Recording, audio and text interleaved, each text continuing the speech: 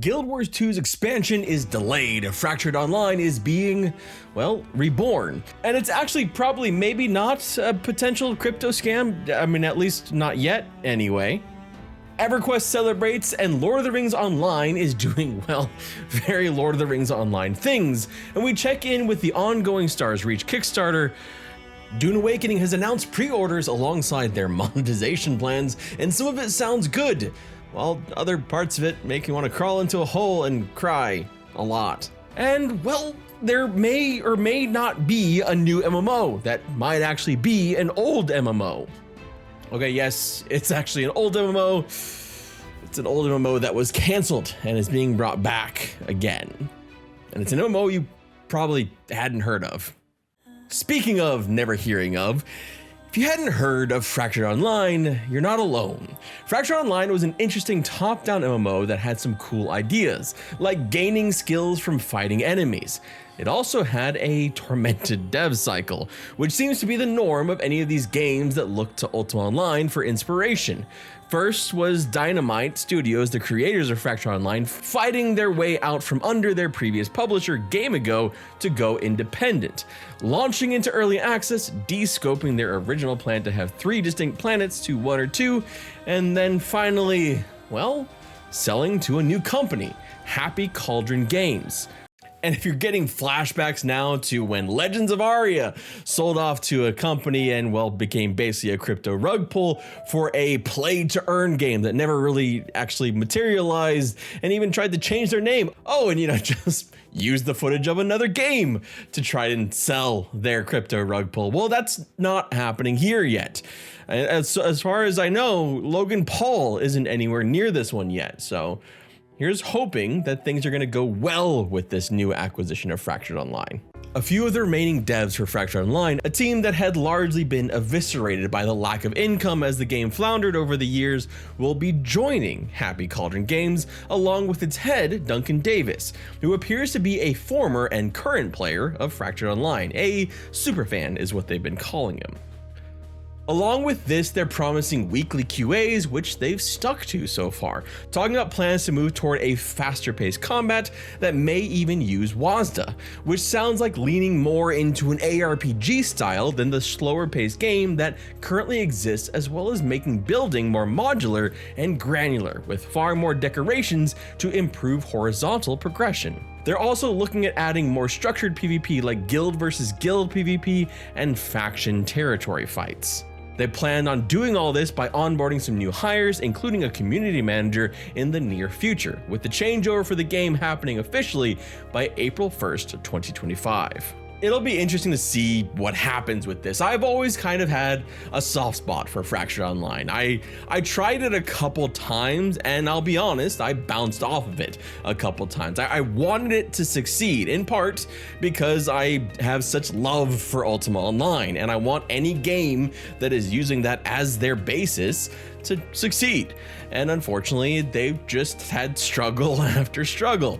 We'll see if this kind of turns things around, but I'll be watching it, and when some changes come in, I'll definitely jump in and try again. I already owned the game after all. Here's hoping that they find the success that they're hoping for. For our next news story, we have to ask the question, a question that is asked all around the gaming space is, are delays ever a good thing? Because Guild Wars 2's expansion is going to be delayed. But not by a ton. In fact, I tend to wonder just how much will get done with Guild Wars 2's latest delay, because they're only moving their expansion 2 months from August to October this year. But at the very least, they're saying the right things. Quote, "This extra time will allow us to ensure the expansion meets our quality standards without crunching." For anyone unaware, crunching is bullshit, and it's basically when there's mandatory overtime to try to get the game out as in basically as good a shape as possible. Working like 70, 80-hour weeks, and anyone who's worked mandatory overtime, like I do every fucking year, not that I'm bitter about it, but you tend to do shittier work, or maybe that's just me and I'm just shit. But in general, Trying to cram all that work into a short time period will normally result in a subpar result. So if Guild Wars 2 and ArenaNet is deciding that, well, we could have crunched and got this out in August, but instead we're going to spread out those 2 weeks over 2 months, well, good on them. And hopefully this is a trend that we start to see happening more, and maybe just don't have those release dates that close. And honestly, there's some optimism in general for me for Guild Wars 2 and for ArenaNet's project. So maybe I need to revisit that game, which I played mostly when it released and not so much since. But a game I have been playing, well, forever, and recently logged in as recently as today, is Everquest. And Everquest is celebrating an insane 25 years. But I gotta talk about some other Daybreak news as well. Let's talk about both pieces of Daybreak news in the same section here. For Everquest, it's nothing too crazy, just the return of their annual anniversary, a year that promises to be much more subdued than the 25th anniversary, which saw creation of content, PAX East panel, soft announcements, very soft, of a new Everquest ideation that is definitely not going to be named Everquest 3, but is Everquest 3, and even the first in-person Everquest event in years. An event that for some reason had my face on a screen. That was wild. The reason why I wanted to add the anniversary in this news is because they're doing something I hoped they would, but wasn't sure. The Anniversary Tower, which provided little instance content and quests that unlocked the month after month last year, will be returning. A 50% experience boost through April 1st was enough to get me to dust off my Teak character, but the little Anniversary Tower is just that little bit more. All anniversary events will end by May 10th, so if you want to play the anniversary, you can jump in right now. The other Daybreak news is a little bit less rosy, but I think it will have a bigger impact in the long term, and that's all about Lord of the Rings Online and their 64-bit servers.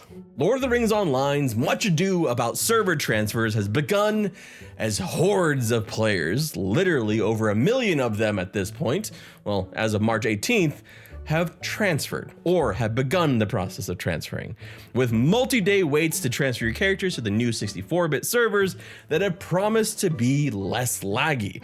It's probably a bit disappointing to also hear that those new 64-bit servers are currently suffering from some load stress, but that's probably to be expected with a shit ton of new people coming in to play on those servers and those massive queues of server transfers.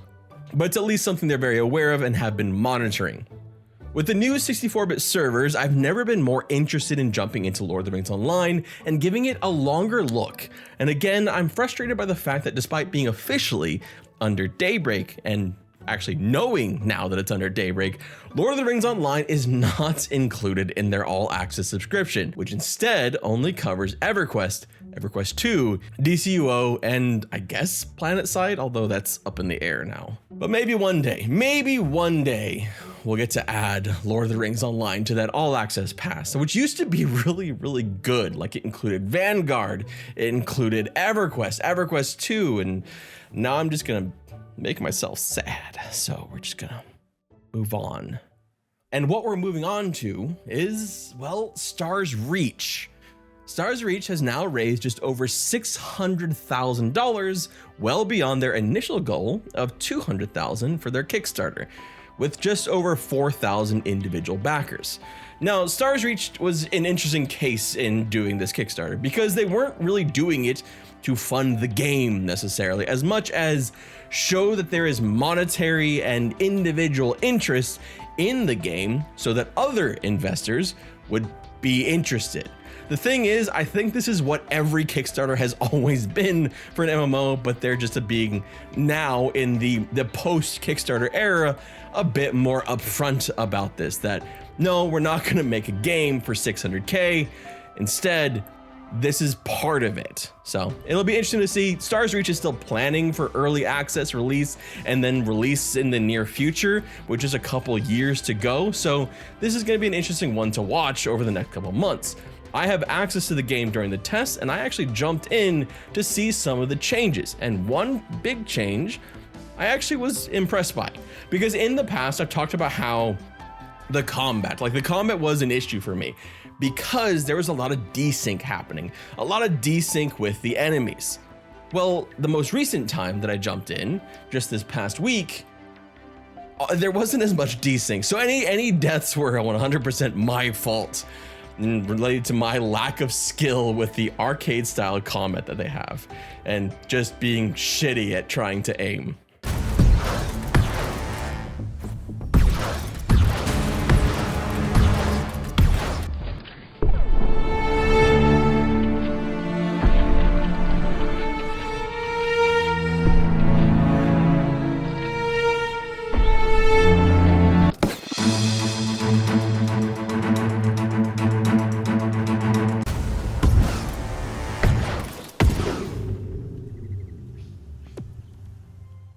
These tests are still very limited. I mean, they're set in a couple hour periods, I think 4 hours and 4 hours, and like twice a day. And they're not every single day, and they're not every single week. And I hope to see them doing that more, opening up more testing in the near future. But at least we're getting to see continual progress in this game as they work on bringing this Raf Koster-led game to life and seeing what we can get with a game that's trying to be more life sim and less theme park in 2025 or 2026. Another new MMO that's old, Defiance, is being, well, defiant. I'm sorry for that one, that's awful. But Defiance, an MMO that launched in 2013, is coming back. Defiance was originally developed by Trion Worlds and it is being revived by Fox Games, an indie studio and publisher dedicated to reviving treasured titles. Now, I'm not sure Defiance counts as a treasured title, but until Trion puts Rift out of its misery, I guess this will have to do. This isn't the first MMO for them to pick up off the scrap heap, as they also run Last Chaos and Shia. Again, I'm not sure that those are treasured titles, but they're probably treasured to somebody. Now, all of this complete with the copious amounts of what looks like AI-generated images on their website to advertise those MMOs has me having some reservations. But those reservations about Fox aside, this will at least be interesting to see how this will work. Will people give Defiance another chance? Will they enjoy it more now than they did when it initially launched? Especially because when it did launch, it had this whole idea of having this tie-in to a TV show. And now, as far as we know, there's no plans to revive that TV show. It's just the game, just the MMO. But it'll be interesting to see if like things like this and with Fractured Online kind of makes me wonder if there's a latent market for once canceled or dying MMOs. I'm sure there's several that many of us would like to see revived under proper stewardship. Though there are somewhat high profile examples of that not working. I think the most recent one that comes to mind is Shadowbane, which was closed by Wolfpack and then reopened and then reclosed and never really got off the ground when it was reopened. So you know what? Perhaps it's actually better if we just leave that to the emulator servers like Star Wars Galaxies and Warhammer Online. Defiance will relaunch on April 18th, 2025, and it will be a free-to-play sci-fi action MMO. The game looks like kind of what you would expect from a MMO around the early 2010s, with solo or co-op play where you can basically play a mission by yourself or co-op, as well as a primary story and an overarching theme to the game, where you're basically picking one of these factions and going into these big sci-fi battles. I don't know if this game will have any sticking power as it didn't have it before, but at least it's being revived and you can give it a shot if you want to. After all, there aren't exactly that many third-person shooter sci-fi MMOs out there. We finally know exactly what monetization will be like for the upcoming Funcom MMO, Dune Awakening. And depending on your feelings towards DLCs, this may either make you excited or want to throw up. Announced in a blog post and a video, the key takeaways were that the game will be launching in full. This is not early access on May 20th. It will not have a subscription, making it essentially buy to play, but it will also have optional DLCs alongside major free updates. The free updates will expand the story, add new content, and features. With each of these free major updates, they'll also be releasing a DLC. You can get the DLCs either through a season pass or buying them standalone. This approach is an interesting one to me, almost like adding an optional expansion to the game. I'd personally rather just the Guild Wars 2 approach of here's an expansion with all this content for one price. But I guess that's not the norm now. We get DLCs instead, and season passes. Now, the gross part though, the one that I talked about making me want to cry. Taking the lead from tiny little MMOs like, I don't know, World of Warcraft, some versions of the pre-order will include up to a 5-day head start. Yeah, something that is becoming more and more common in MMOs, and in my opinion is more damaging than people may think. The main argument for why stuff like this sucks is because of the competitive advantage, especially in games like this where they have a competitive bend. Dune will already have weekly resets of maps, giving some players essentially a full week of advancement of the full MMO when it launches instead of just those 5 days. But the thing that I get frustrated with is that it fractures the magic of an MMO launch. Full-on MMO launches are in some ways the most special time of an MMO. Yes, they are normally plagued by shit tons of issues like queues and crashes, but it's also the only time in the game where everyone starts at zero. It's new to everyone. You're all getting to experience it for the first time together. That is now broken up into multiple groups based on disposable income. It may help smooth out server lows, but it fractures a magic moment that MMOs only get once. Though I suppose you could argue early access and other MMOs does this too. Dune will be launching fresh start servers after their 5-day head start, so you can still avoid the already established servers if you want. A partial solution to an unneeded issue, in my opinion, driven by profit seeking. But hey, what do I know? I'm just a dude with a camera. There is no mention of any in-game store for cosmetics or anything else in the business model announcement.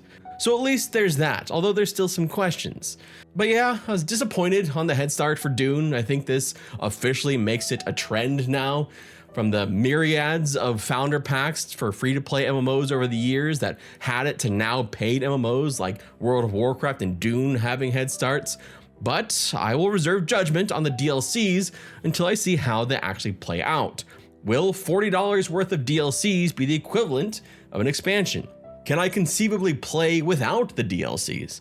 That kind of thing. And if they limit their funding to those DLCs plus the $40 box price for the game, that seems less aggressive than some other games. It all remains to be seen what the DLCs will include, what the season pass will look like for these DLCs, and what the free content looks like.